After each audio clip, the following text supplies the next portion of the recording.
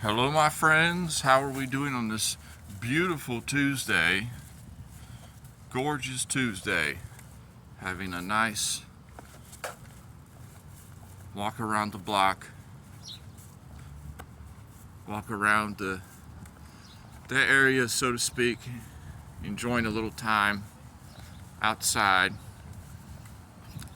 Albeit it's like a concrete jungle, but you have what you have. The thing I was going to talk about today was how the market will surprise you. You can say, oh, nothing surprised me anymore, but there's kind of times when it's kind of a good surprise,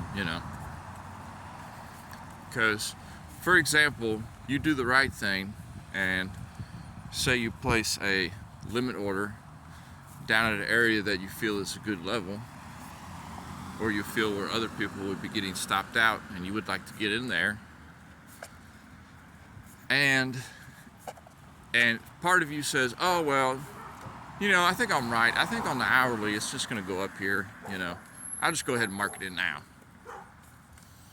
And then it just like draws against you so deep, has you like, ugh, this is really not going my way. And then when you place a limit order down in that area, you'll be surprised like how many times it just falls right to that point, The algorithm, it seems to me that it really wants to fill everybody's order. It really does, It's just a robot. It wants to get you in a position. Of course it wants you to get in a position for you to lose that position. But if your limit order doesn't get filled, okay, that doesn't mean that like you're a bad trader or you had the wrong idea. Okay? That just means that what you have seen the market do before, it just didn't decide to do that day. So it just didn't decide to fill you up. Generally, if we're trading anything higher than the 15-minute time frame, I'm using limit orders, okay? Because I say, okay, I would like price to go down here. I'll place my orders down here. And then I set my parameters as I'm placing the limit order. And then I just wait. And it's so funny how often it will go and it will fill your order. It's kind of funny, If you had entered that market at $100 price, and then it goes down to 90, you're like, I'm already down 10%. But if you're just put your limit down there at like 93 where you thought it would go down to, then 93 to 90 is not that bad. That doesn't worry you at all in your position, because your idea is for it to go to 107, example. So using limits are like really, really beneficial, The only time I ever dare just come to the market and just open a market order is if I'm trading very small time frames, okay? Because when I see something get taken, and then I join in with the attack, if that makes sense. But marketing into higher time frames, it can be, your 1 hour could be looking great. For example, you think on the 1H time frame that price is going to go up.